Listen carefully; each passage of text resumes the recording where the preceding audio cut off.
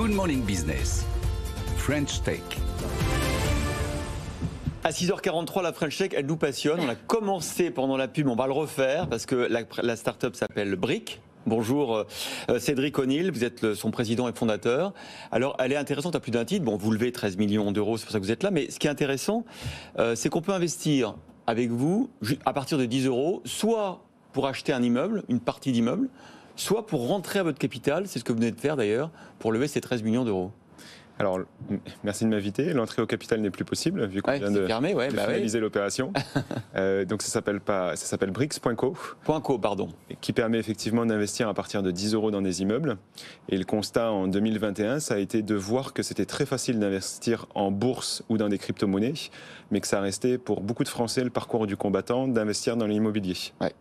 Donc, non, mais dans votre levée de fonds, ce qui est marrant, c'est que vous avez 5 millions d'euros du côté des investisseurs particuliers, non, du côté des professionnels, le reste auprès des particuliers, dont Tony Parker, qui lui s'est mis à investir dans l'immobilier. Pourquoi ? Alors premièrement, vous voyez beaucoup de sportifs investir dans les startups maintenant et qui voient une grande tendance là-dessus. Et les sportifs, en général, aiment bien investir dans l'immobilier. Donc là, c'était intéressant, on réunissait le meilleur des deux mondes. Alors on revient à votre principe de base, donc l'investissement dans l'immobilier, dans un immeuble, à partir de 10 euros. Concrètement, qu'est-ce que je détiens quand je mets 10 euros dans Bricks.co et comment je suis rémunéré ?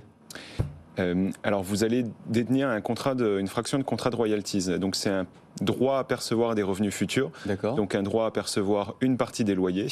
Donc en fait, tous les mois, vous allez récupérer une fraction des loyers au prorata de votre investissement, comme on peut investir des très petites sommes. Et le jour où l'immeuble est revendu, vous récupérez également une fraction de toute la plus-value qui a été générée sur l'immeuble. Alors, je choisis précisément l'immeuble dans lequel j'investis ? Oui, c'est ça. Ah ouais. Vous investissez pas dans une poche, vous allez décider des immeubles dans lesquels vous voulez investir. Donc ça permet à chacun de faire sa propre stratégie d'investissement. Et c'est ultra liquide ? Nous, on a des contrats qui vont de 7 à 10 ans. Donc on s'engage à revendre l'immeuble entre la 7e et la 10e année. Mais vous avez un marché secondaire qui vous permet de revendre vos briques quand vous le souhaitez. Donc si je veux sortir, je peux.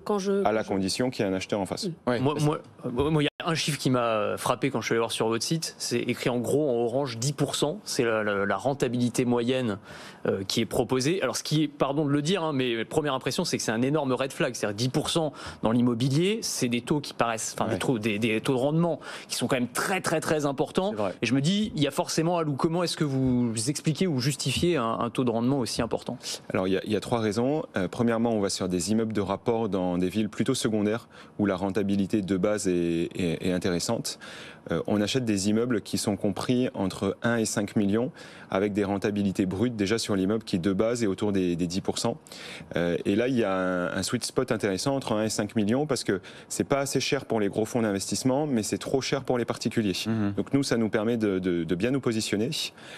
Et deuxièmement, on va mettre de l'effet de levier, donc on va aller chercher un financement bancaire. Donc les 10% dont on parle, c'est pas la rentabilité de l'immeuble, c'est la rentabilité de vos fonds propres. Ouais. Et c'est l'effet de levier bancaire qui permet d'atteindre ces rentabilités-là. Ça se complique un peu avec la hausse des taux, non ? Oui, ça se complique là en ce moment. J'ai 2 questions. Si je suis investisseur chez Bricks.co, quelle va être ma fiscalité ? C'est quoi les royalties et elles sont taxées comment ? Et 2, Bricks.co c'est bien gentil, mais est-ce que c'est solide ? Est-ce que je ne vais pas perdre mon capital quand vous allez faire faillite ? Ce qu'on vous souhaite pas.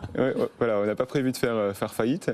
Donc déjà, pour répondre à la première question sur la fiscalité, on est sur une fiscalité liée aux revenus financiers. Donc c'est soit la flat tax à 30%, soit l'impôt sur le revenu, soit le taux marginal est plus faible. Exactement. Et ce qui est intéressant, c'est que contrairement au SCPI, vous n'êtes pas à l'impôt sur l'IR qui peut être important chez certaines personnes, et ça rentre pas dans le calcul de votre IFI non plus. Et toutes les taxes foncières, taxes d'entretien sont déjà inclus dans le calcul de la rentabilité. Alors ensuite, la solidité financière ? La solidité financière, nous, toutes les propriétés sont dans ce qu'on appelle une foncière. Donc en fait, ça va être une filiale dédiée à ça, dans lesquelles il n'y a aucune charge. Et deuxièmement, l'argent est adossé à de l'immobilier. Donc si la société mère venait à faire faillite, vous avez toujours les immeubles qui peuvent être revendus. Et vous vous rémunérez comment ? C'est quoi votre modèle économique? On va avoir une rémunération qui est assez similaire à celle d'un agent immobilier. On prend une commission lorsque le bien arrive sur notre plateforme, une commission de 10% sur la valeur du bien immobilier. Et après, on va se rémunérer pour faire la gestion immobilière classique du bien durant toute sa durée. Vous êtes sûr que pour Laure qui veut investir du coup dans le capital aux côtés de Tony Parker, c'est trop tard? Je suis trop vieille. 80% des investisseurs ont moins de 30 ans. Ouais. Ça, c'était volontaire ou c'est arrivé de fait? Ah non, ça arrive de fait. L'âge le plus représentatif chez nous, c'est les 18 ans.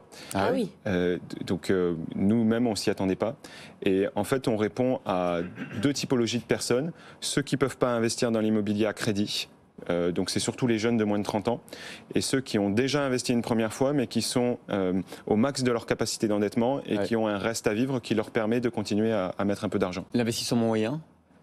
500 euros. 500 euros. C'est super intéressant. Bravo Cédric Honnel, président fondateur de Brick.co, d'avoir été notre French Tech ce matin.